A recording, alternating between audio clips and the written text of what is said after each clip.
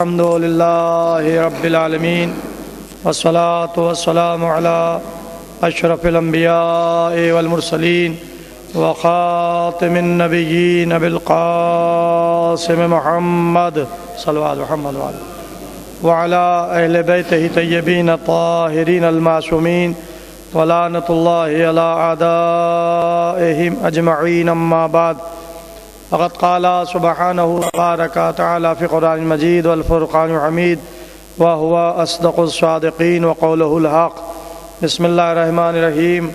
والعصر ان الانسان لفی خسر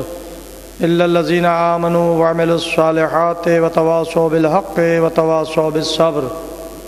عزیزوں، قرآن مجید کا یہ مختصر ترین سورہ جس کو آپ برابر نماز جمعہ کے خطبے کے اختتام پر بھی سماعت فرماتے رہتے ہیں، اس سورے میں اللہ نے اپنے کلام کا آغاز قسم سے کیا ہے۔ صاحبان فہم یہ جانتے ہیں کہ قسم ہمیشہ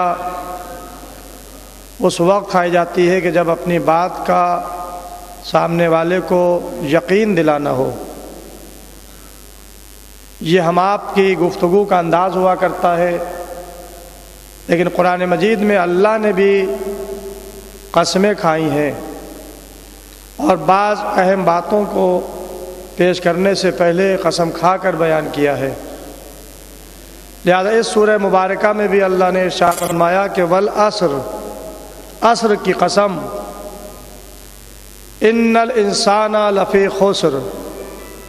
یقیناً بے شک انسان گھاٹے میں ہے، انسان خسارے میں ہے۔ تو ایک طرف وہ قسم کھا رہا ہے اور دوسری طرف حرف انا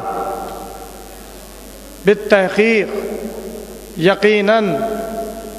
یہ تاکید بھی کی جا رہی ہے حرف انا سے، یقیناً بے شک، ان الانسان لفی خسر، بے شک انسان گھاٹے میں ہے، انسان خسارے میں ہے، الا الذین آمنوا وعملوا الصالحات،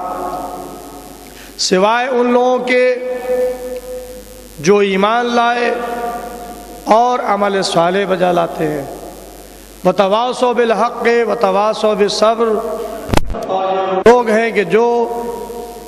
حق کی بھی وصیت کرتے رہتے ہیں اور صبر کی بھی وصیت کرتے رہتے ہیں۔ اب ظاہر ہے کہ مختصر سی بات آپ تک پہنچانا ہے۔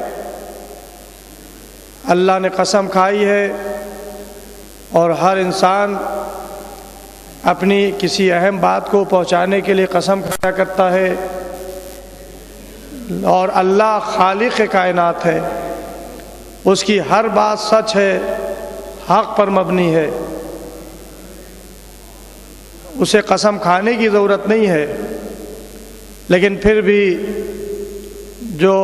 انسان اور بندے پائے جاتے ہیں، ہر ایک اللہ کو نہیں مانتا، دوسرے انسان کے سامنے جب بات کہی جاتی ہے تو وہ بھی قسم کھا کر کہی جاتی ہے، اور دوسرا انسان اس اہم بات کو اس قسم کے ذریعے سے قبول کر لیا کرتا ہے۔ لیکن بات جب قسم کی آتی ہے تو قسم کبھی معمولی شے کی نہیں کھائی جاتی، ہمیشہ قسم جو ہے وہ کسی عظیم شے کی کھائی جاتی ہے جو بعظمت ہو۔ انسان کبھی اپنے سر کی قسم کھاتا ہے، انسان کبھی اپنی اولاد کی قسم کھاتا ہے، انسان کبھی اپنے ماں باپ کی قسم کھاتا ہے، انسان کبھی اپنی معزز کتاب قرآن مجید کی قسم کھاتا ہے، کبھی مولا کی قسم کھائی جاتی ہے،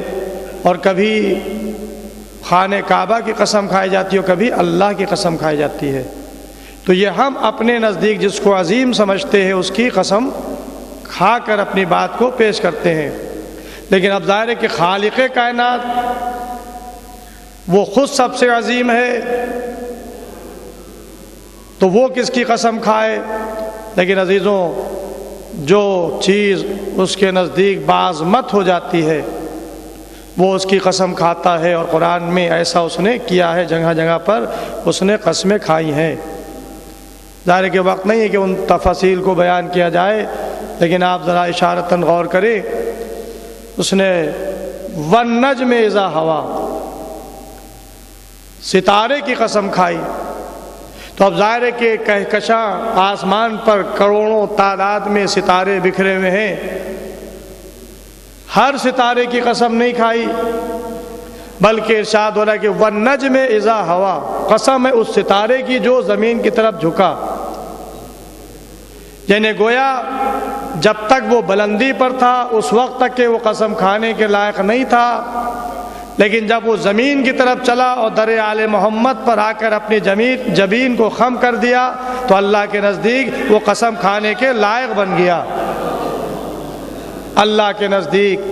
وہ قسم کھانے کے لائق بن گیا کہ والنجم اذا ہوا، اس ستارے کی قسم جب وہ جھکا۔ تو عزیزوں،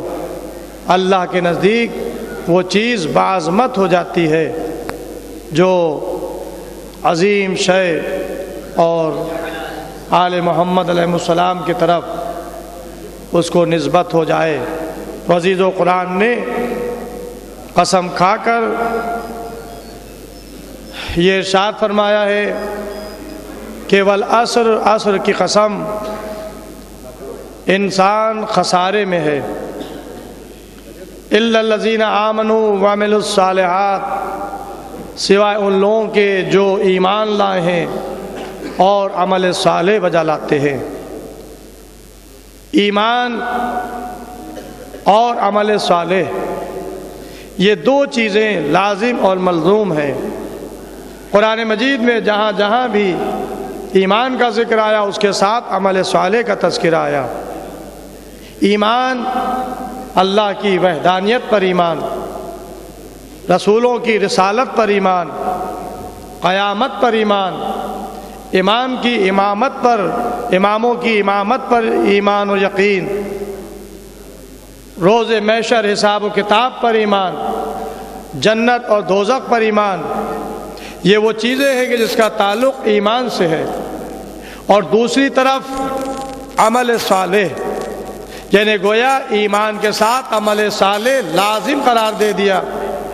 اور میں اس سے پہلے بھی اکثر عرض کر چکا ہوں کہ ایمان اس وقت تک کے پائے تکمیلی ہی کو نہیں پہنچتا جب تک کہ عمل صالح انسان انجام نہ دے۔ اور اس کی دلیل میں چھٹے امام علیہ السلام کی اس حدیث کو جو اصول کافی میں موجود ہے کہ جب معصوم سے پوچھا گیا کہ ایمان کیا ہے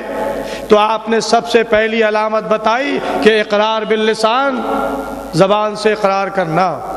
دوسرے دل کی گہرائیوں سے یقین رکھنا، تیسرے اعضاء جوارح سے عمل کرنا۔ یعنی گویا ایمان بھی اس وقت تک کے مکمل نہیں ہوتا جب تک انسان اپنے اعضاء جوارح سے اچھے اعمال بجا نہ لائے۔ اور اس کے بعد پھر دوسری طرف قرآن آواز دے رہا ہے ان لوگوں کے لیے کہ جو اہل جنت، جو جنت میں جانے والے ہیں، یعنی وہاں بھی جنت میں جانے والوں کے لیے بھی قرآن نے شرط لگا دی ایمان کی اور عمل صالح کی۔ لہذا سورہ البقرہ میں ارشاد ہو رہا ہے کہ والذین آمنوا وعملوا الصالحات، دیکھو جو لوگ ایمان لائے ہیں اور عمل صالح بجا لاتے ہیں، اولئک اصحاب الجنہ ہم فیہا خالدون، یہی لوگ اہل جنت میں سے ہیں اور ہمیشہ ہمیشہ جنت میں رہیں گے۔ تو اب ایمان اور اس کے ساتھ ہمارا کردار اعمال صالح سے پر ہو اور ہمارا دل ایمان سے پر ہو۔ اگر یہ دونوں چیزیں ہمارے پاس ہیں تو یقیناً ہم دنیا میں بھی کامیاب اور ہمارے لیے آخرت میں بھی اللہ نے جنت مقدر میں لکھ رکھی ہے۔ لیکن ضروری ہے کہ ایمان بھی صحیح ہو اور عمل صالح بھی احسن عمل ہماری زندگی میں رونما ہو۔ تو آئیے بارگاہ الہی میں دعا کریں، بطفیل محمد وآل محمد علیہ السلام، خصوصاً امام عصر علیہ السلام کے واسطے سے، پروردگار عالم تجھے واسطہ محمد وآل محمد علیہ السلام کا، ائمہ معصومین علیہ السلام کا، ہم لوگوں کو اعمال صالح کرنے کی توفیق عنایت فرما، ہمیں مرتے دم تک کے ایمان پر ثابت قدم رکھ۔ پروردگار عالم ہم جو بھی عمل کریں وہ تیری خوشنودی کا سبب بنے، ہمیں معصیت الہی سے بچنے کی توفیق عنایت فرما۔ پروردگار عالم جو لوگ بیمار ہیں ان کو شفائے کامل عطا فرماؤ، جو لوگ قرض دار ہیں ان کو بار قرض سے ادا فرما، جو لوگ بے روزگار ہیں ان کو روزگار عطا فرما، جو لوگ کاروبار کر رہے ہیں ان کو کاروبار میں برکت عطا فرما، ہمارے زمانے کے امام کے ظہور میں تعجیل فرما، ہم لوگ کا شمار امام کے ناصر مددگاروں میں فرما۔ صلی اللہ علیہ وسلم۔